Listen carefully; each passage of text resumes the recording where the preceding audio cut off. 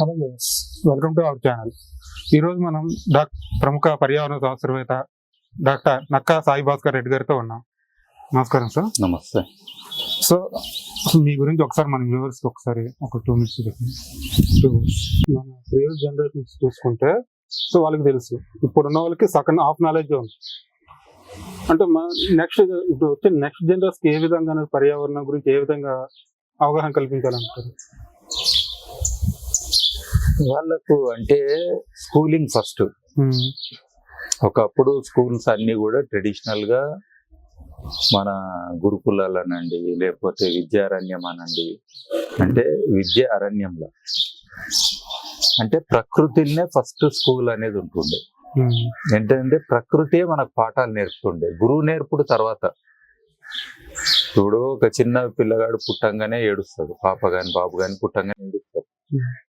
ఆ ప్రకృతి చెప్పింది కదా, ఇగో నువ్వు తల్లి గర్భంలో ఉన్న ప్రకృతి నుంచి మార్పు అయ్యింది అనేది ఒకటి లెసన్. అది ఆ లెసన్ కి స్పందన వచ్చింది. స్పందనే ఒక ఏడుపు, అంటే లాజికల్ గా ఉంటుంది.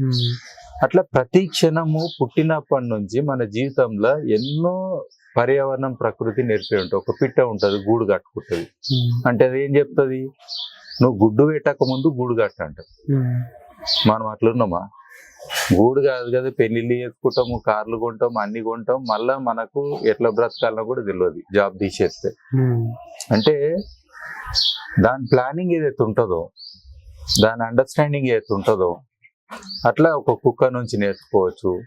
అంటే ఈవెన్ మన డొమెస్టిక్ ఎనిమల్స్ తోటి కూడా ఎన్నో నేర్చుకోవచ్చు, ఒక పిల్లితోటి కూడా నేర్చుకోవచ్చు.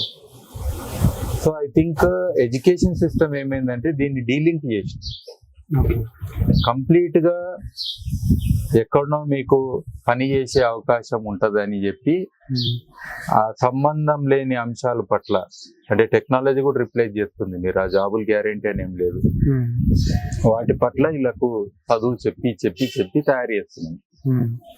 సో నిజానికి ఈ యొక్క జీవితం కూడా చిన్నగా అవుతుంది.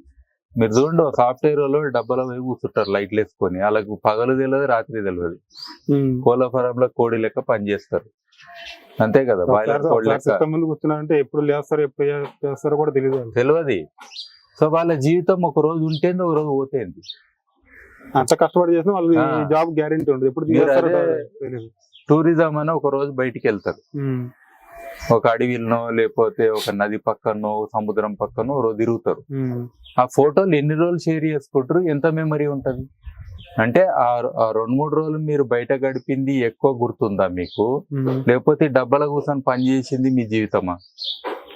బయట ఏదైతే ఎన్విరాన్మెంట్ లూజింగ్. అన్ని జీవాలు హ్యాపీగానే ఉన్నాయి ఉన్న కాడికి, ఒక మనిషి ఒక్కడే ఉన్న జీవితాన్ని కూడా అసలు మీనింగ్ లెస్. అసలు ఎందుకు పుట్టినా అనేది మీరు ఎవరన్నా అడగండి ప్రశ్న. పుట్టుక అంటే అది వేరే, తల్లిదండ్రుల తోటి పుట్టినాం, అది వేరే విషయం. రెండోది సార్థకం అనే దాంట్లో ఎందుకు పుట్టినా అనే ప్రశ్న ఉంటే ఆ ప్రశ్న వేసుకోవాలి, అది మనం పిల్లలకు నేర్పాలి. School education system I think అక్కడ చాలా మార్పు రావాలి. ఓకే.